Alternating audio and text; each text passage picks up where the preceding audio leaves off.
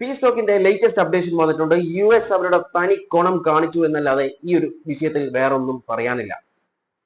തുടക്കത്തിൽ തന്നെ ഈ ഒരു സമാധാന ചർച്ച പൊളിഞ്ഞു. ഇനി ഈ പൊളിഞ്ഞ വണ്ടിയും കൊണ്ട് എത്ര ദൂരം ഇവര് പോകുമെന്ന് കണ്ടറിയാം. ഇന്ന് ഈ ഒരു പീസ് ടോക്ക് സ്റ്റാർട്ട് ചെയ്തിട്ടുണ്ടായിരുന്നു. എന്നാൽ അപ്പോൾ തന്നെ അത് അവസാനിക്കുകയും ചെയ്തു, അല്ലെങ്കിൽ സ്റ്റോപ്പ് ചെയ്തു. ഇറാനാണ് സ്റ്റോപ്പ് ചെയ്തിട്ടുള്ളത്. ഇന്ന് രാവിലത്തെ വീഡിയോയിൽ ഞാൻ പറഞ്ഞിട്ടുണ്ടായിരുന്നു, ഇറാൻ 2 കണ്ടീഷൻസ് ആയിരുന്നു വെച്ചിട്ടുണ്ടായിരുന്നത് ഈ ഒരു പീസ് ടോക്ക് തുടങ്ങാൻ വേണ്ടിയിട്ട്. ഒന്ന്, അവരുടെ ഫ്രീസ് ചെയ്തിട്ടുള്ള ഫണ്ടിങ് ഒക്കെ റിലീസ് ചെയ്യണമെന്നും അതുപോലെ ലെബനനിൽ സീസ് ഫയർ നടക്കണമെന്നും.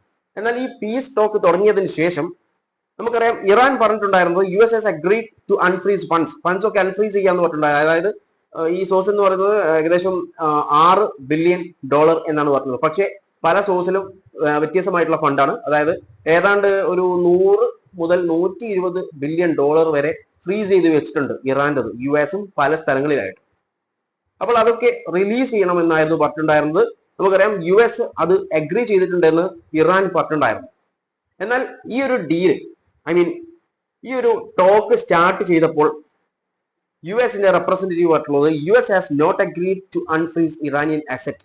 ഇറാന്റെ അസറ്റ് ഒന്നും അൺഫ്രീസ് ചെയ്യാമെന്ന് US പറഞ്ഞിട്ടില്ല എന്നാണ് പറഞ്ഞിട്ടുള്ളത്. അപ്പോൾ തന്നെ ആ പീസ് ടോക്ക് അവിടെ നിന്നു.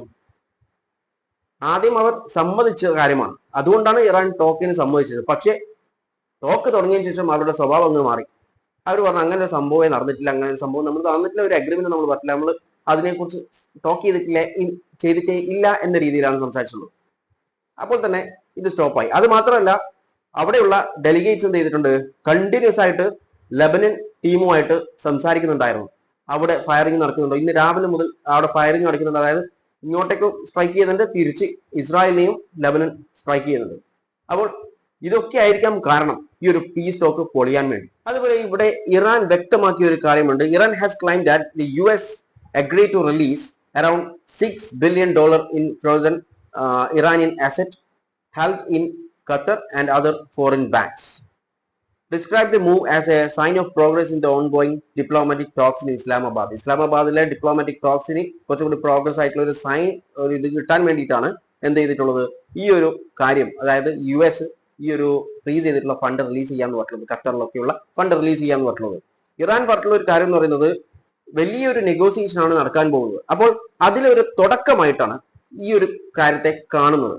ഇത് നടന്നാൽ മാത്രമേ ഇതിന്റെ മുന്നോട്ടേക്ക് പോവുകയുള്ളൂ എന്ന് പറയുന്നത് ഇറാൻ പറഞ്ഞിട്ടുള്ളത് പ്രത്യേകം ഒരു കാര്യമാണ്. ഒരു കാര്യം എന്ന് പറയുന്നത് സ്ട്രീറ്റ് ഓഫ് ഹോർമൂസിലൂടെ സേഫ് പാസേജിനെ കുറിച്ച് ഡിസ്കസ് ചെയ്യണമെങ്കിൽ ആദ്യം ഈ പറഞ്ഞിട്ടുള്ള കണ്ടീഷൻസ് കിട്ടണം. അതിനുശേഷം മാത്രമേ ഈ ഒരു ടോക്ക് തുടങ്ങുകയുള്ളൂ എന്നാണ് പറഞ്ഞിട്ടുള്ളത്.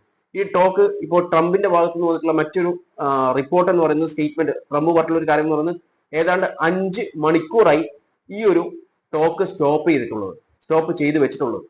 അതായത് 5 മണിക്കൂർ ഡിലേ ആയി എന്നാണ് പറഞ്ഞിട്ടുള്ളത്. സ്റ്റാർട്ട് ചെയ്തിട്ട് അവിടെ സ്റ്റോപ്പ് ചെയ്തു, പിന്നീട് ഇപ്പോൾ 5 മണിക്കൂറായിട്ട് ഇപ്പോഴും സ്റ്റാർട്ട് ചെയ്തിട്ടില്ല എന്നുള്ള റിപ്പോർട്ടാണ് വന്നുകൊണ്ടിരിക്കുന്നത്.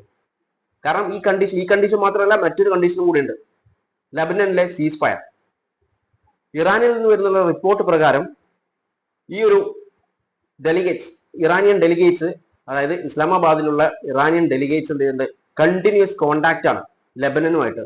ലെബനനിൽ ഇപ്പോഴും ഇസ്രായേലിന്റെ ഭാഗത്ത് നിന്ന് അറ്റാക്ക് വരുന്നുണ്ടോ, തിരിച്ച് അറ്റാക്ക് ചെയ്യുന്നുണ്ടോ എന്നുള്ള കാര്യങ്ങളൊക്കെ അവർ കോൺസ്റ്റന്റ് ആയിട്ട് അങ്ങോട്ടും ഇങ്ങോട്ടും ഡിസ്കസ് ചെയ്തുകൊണ്ടിരിക്കുന്നുണ്ട്. കാരണം ലെബനനുമായിട്ട് അവർ ക്ലോസ് കോണ്ടാക്ട് വെച്ചിരിക്കുകയാണ്.